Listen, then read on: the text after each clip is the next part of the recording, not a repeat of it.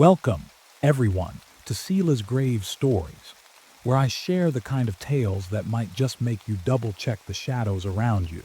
Before we get started, don't forget to like the video and subscribe for more stories that will stick with you long after they're over. And hey, quick question. What time is it where you are right now? Let me know in the comments. I'd love to see how many of you are listening in the dead of night. All right, let's get into tonight's story. It was 12:03 a.m. I remember the exact time because I kept checking the clock. My parents had left earlier in the day to visit family a few hours away. They wouldn't be back until tomorrow evening, and I was home alone for the first time in years. The house was quiet, aside from the occasional hum of the fridge or the faint creaks that old houses make when they settle. I had my headphones on, browsing the internet and messaging friends. It was a normal night until I heard the sound. It came from the basement, a loud crash, sharp and sudden like glass shattering. My first thought was that I'd imagined it. Maybe it came from the game I was playing. I paused everything and took off my headphones. Silence. I sat there for a few seconds, listening. Nothing. I almost laughed at myself. Maybe something just tipped over. But then, as I stood up to check, another thought hit me. What could fall? My parents didn't keep much in the basement. Just some old furniture, boxes, and tools. Nothing fragile. I walked to the hallway, my socks barely making a sound on the hardwood floor. The basement door was at the end, closed as usual. I stopped halfway and stared at it, trying to convince myself there was a simple explanation. And then I heard it again. Not a crash this time, something else. Faint, like a shuffle or a step. My stomach tightened. I told myself it was just my imagination or maybe even a raccoon that got in somehow. But that didn't explain the glass. I grabbed my phone from the kitchen counter. My first instinct was to call someone, but then I realized how stupid I'd sound. "Hi, I think I heard something in my basement." My parents would laugh it off, and my friends would tell me I was being paranoid. I stood frozen in the hallway, staring at the basement door.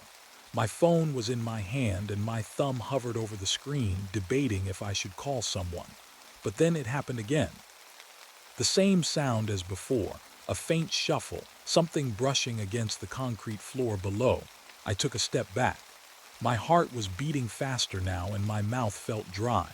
I kept telling myself it could still be an animal.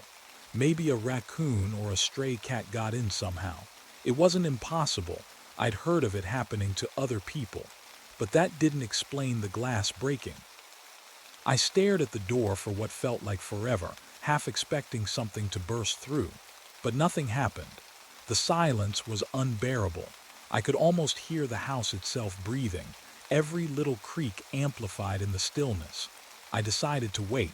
If it was an animal, it would probably settle down. Maybe it had already left.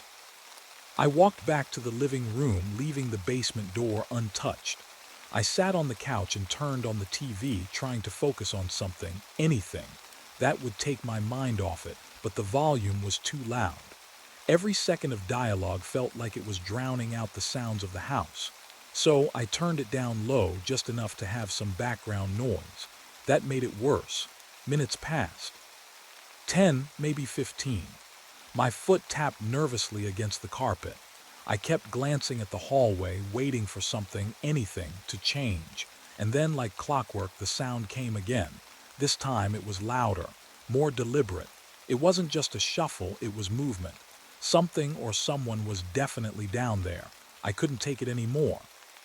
Sitting there, waiting for the unknown, was making me lose my mind. I told myself it would be better to face whatever it was, at least to confirm it wasn't something worse than my imagination was making it out to be. I stood up and made my way to the kitchen.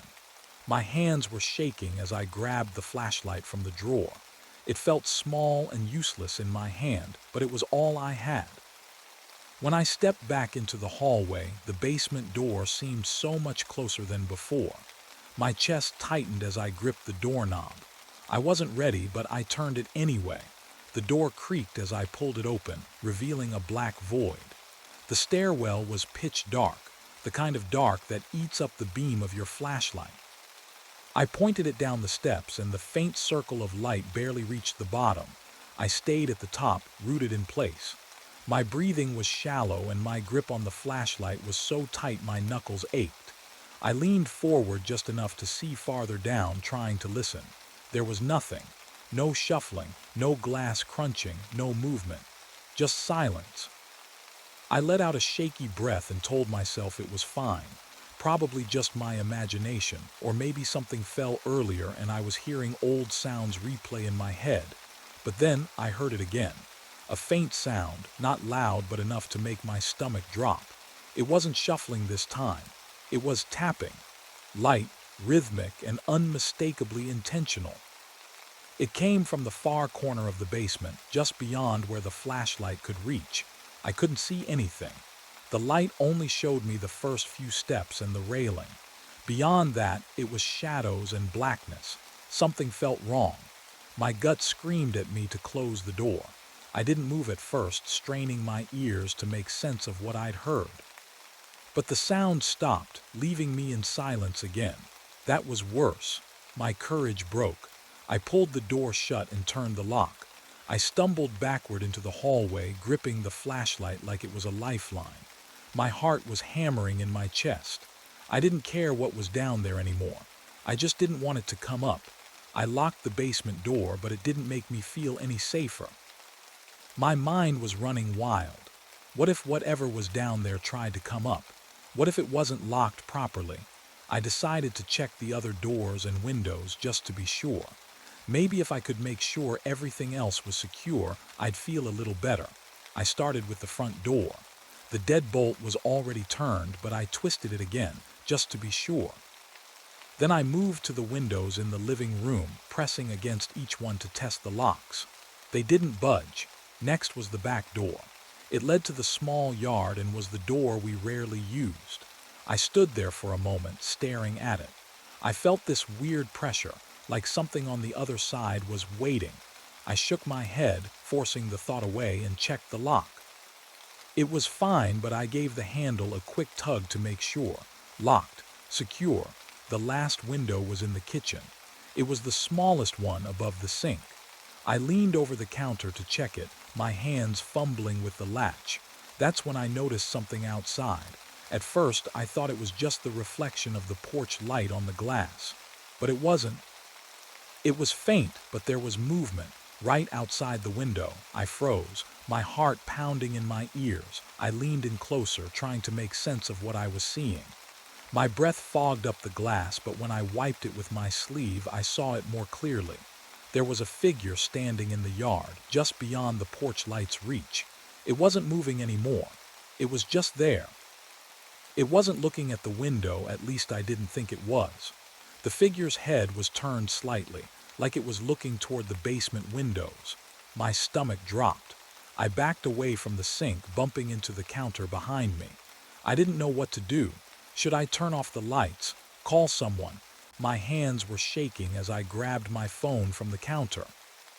I couldn't take my eyes off the window, even as I fumbled to unlock the screen and find my parents' number.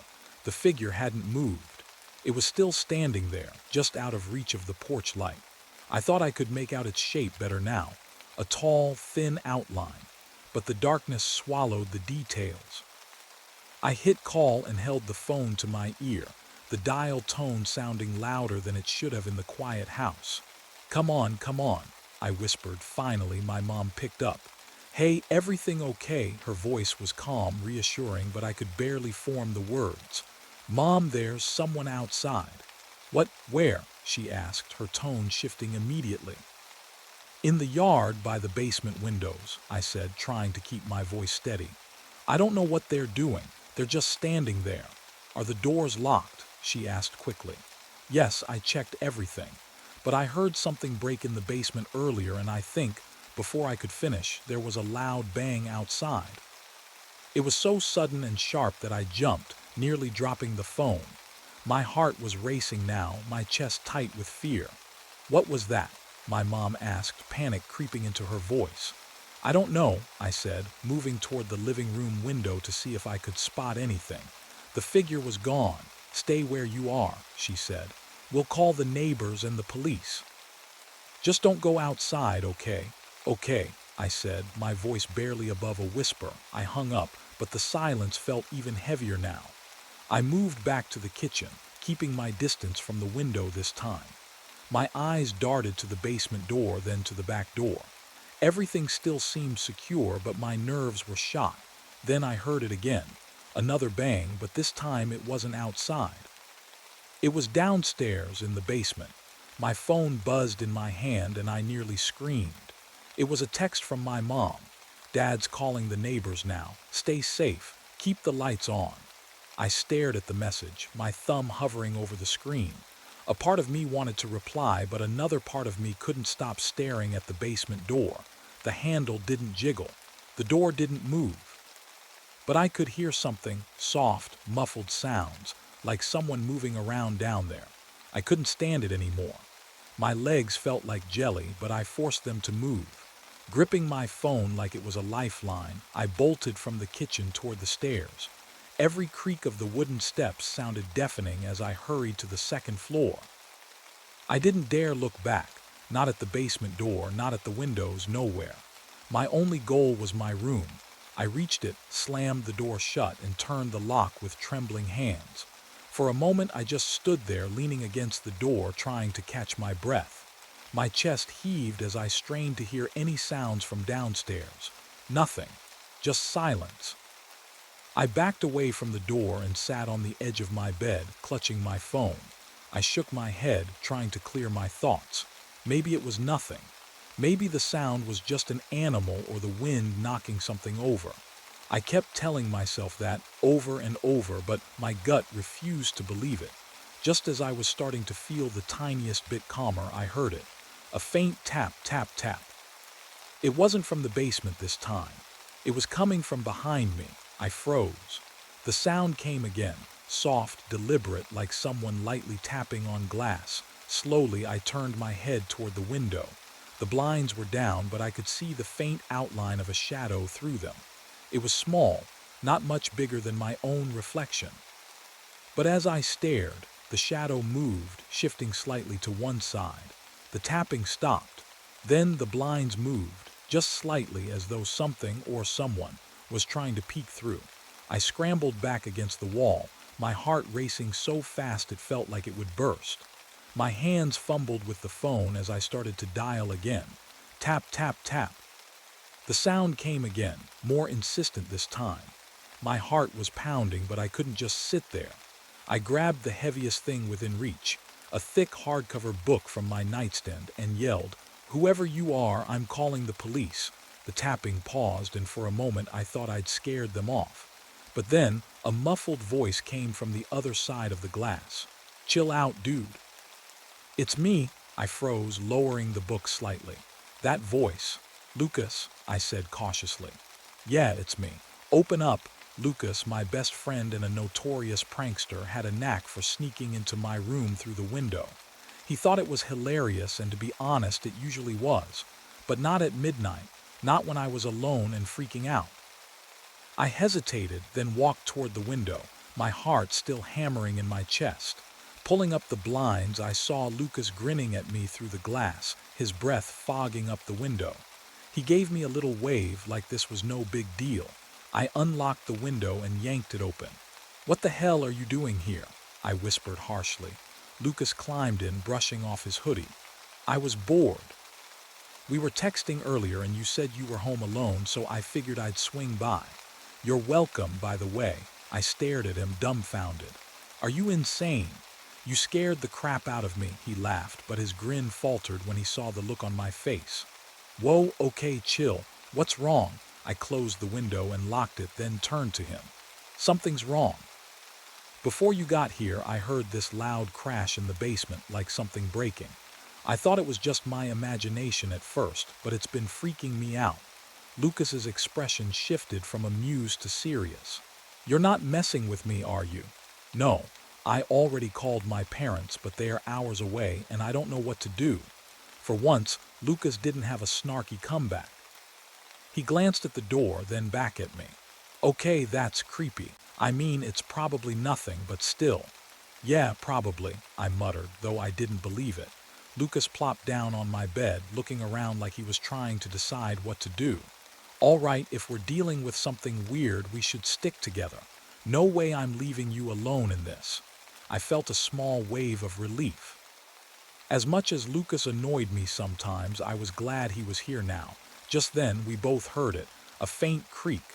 We exchanged a wide-eyed glance. The sound came again, unmistakably from the basement. What the hell was that? Lucas whispered, his voice barely audible. I don't know, I said, but it's definitely not the wind. All right, let's just do it, I said, taking a deep breath and grabbing the flashlight from my desk. My hand shook slightly as I flicked the switch, the beam cutting through the darkness of the room. Are you sure about this? Lucas asked, his usual cocky tone now replaced with a nervous edge. I don't know, man, but whatever's in the basement, it's not gonna go away on its own. I tried to sound confident, even though I could feel my stomach twisting in knots. Lucas nodded, still looking unsure but not wanting to be the one to back down. My heart was racing as I stared at the basement door, the sound of something, or someone, moving in the darkness below. I stood there with Lucas, the flashlight trembling in my hand as I pointed it at the door. Did you hear that? Lucas whispered. I nodded, my stomach in knots. Yeah, I heard it. It sounded like something fell. The thought of it being an intruder made my legs feel like jelly. I wanted to back away to run, but I couldn't leave my house like this. My parents wouldn't be back for hours, and it was up to me to keep things under control. I had to go down there. You stay here, I told Lucas. I'm going to check it out. No way, man, he replied. If there's something down there, I'm not staying up here alone. I wasn't sure if that made me feel better or worse, but at least I wasn't alone. I took a deep breath and turned the basement doorknob. Slowly, I pushed the door open, holding my breath as I waited for the next sound to come. Nothing. I took a cautious step inside, the air cold and musty. The faint light from the hallway barely made it down the stairs, casting long, dark shadows on the floor. And then, just as I thought I was imagining things, I heard it again. A quiet scuffling sound like something was moving just out of sight. Is anyone there? I called out, trying to sound braver than I felt. No response. Just the sound of something else moving around. I slowly moved down a few more steps, the darkness swallowing up the rest of the space ahead of me. I shone the flashlight around, but it only illuminated old boxes and old furniture piled in the corner. It didn't look like anything unusual. Still, that feeling, the sense that something was watching me, wouldn't go away. Then it hit me, another crash, louder this time, coming from the far side of the basement near the laundry area. I froze. Lucas was right behind me now. He grabbed my arm, his grip tight with fear. Did you hear that? He asked, his voice shaking. Yeah, I whispered. Something's definitely down here. But the noise stopped. Everything was silent again. I felt my heart racing in my chest. We need to get out of here, I muttered, pulling Lucas back toward the stairs. But before we could move, I heard it again. A scraping sound this time coming from near the far wall. Okay, that's it, Lucas said, sounding frantic. I'm not sticking around for whatever that is. I was about to agree when, suddenly, a shadow moved quickly across the far corner of the basement, just outside the range of the flashlight beam. My heart stopped. But then, to my surprise, I saw something, or someone, move closer into the light. It was Mr. Jenkins, our neighbor. He was holding a broomstick, looking somewhat startled to see us standing there. Whoa, hey there, mister. Jenkins said, a little out of breath. Didn't mean to scare you kids, I was just trying to help. There's a raccoon down here. I blinked, my brain trying to process what he was saying. A raccoon? I asked, confused. Yeah, Mr. Jenkins explained, now lowering the broom. I saw it earlier, just outside the basement window. Looks like it snuck in through a crack in the wall. I've been trying to get it out before it causes any more damage. I didn't want to wake you up, but I thought I'd better let you know. I felt a mix of relief and embarrassment flood through me. It was just a raccoon. All that panic for an animal. I'm sorry if I scared you, Mr. Jenkins said with a slight chuckle. I didn't mean to interrupt. I was just trying to keep the little guy from tearing anything up, but looks like it's gone now. I turned to Lucas, still trying to shake the adrenaline from my body. Guess we overreacted, I muttered, trying to laugh it off. Yeah, I think we did, Lucas said, still looking at Mr. Jenkins as if to make sure he wasn't joking. We stood there for a few more seconds, the tension slowly melting away. The basement, which had seemed like a place full of mystery and fear, now felt just like any other part of the house. A little darker, a little colder, but nothing to worry about. Thanks, Mr. Jenkins, I said, still a little shaken but glad to know that the weird noises weren't anything worse. No problem, Mr. Jenkins replied with a smile. You kids get some sleep now. Just make sure you close that basement window next time. I took a deep breath and fumbled for my phone. My hands were still shaky from the adrenaline, but I had to call my mom and tell her what happened. I dialed the number and waited for her to pick up. Hello, my mom answered, sounding groggy. What's going on? Is everything okay? I let out a shaky sigh. Yeah, everything's fine now, but you won't believe what happened. I told her about the strange noises from the basement, how Lucas and I had gone down there, and how we had found Mr. Jenkins trying to deal with a raccoon that had snuck inside. There was a pause on the other end of the line, and then my mom's voice was sharp. Wait a minute, Mr. Jenkins. I called him earlier to check on that. He said he was trying to get the raccoon out, and he mentioned he saw you kids down there. Why didn't you tell me first? I winced. I hadn't thought about the fact that she'd already spoken to Mr. Jenkins. I could hear her frustration. I didn't want to bother you, Mom. We thought there was something worse going on down there. My mom sighed. And then you scared me half to death calling me at midnight. Do you have any idea how worried I was? I'm sorry, I mumbled, feeling guilty. I didn't think. And Lucas, you've got him over at midnight too, she added, sounding annoyed. I'm not saying he's a bad influence, but you need to be more careful about the times you're hanging out with your friends. I don't like the idea of you staying up so late by yourself, especially with everything going on. I bit my lip, silently agreeing. I know I won't do it again.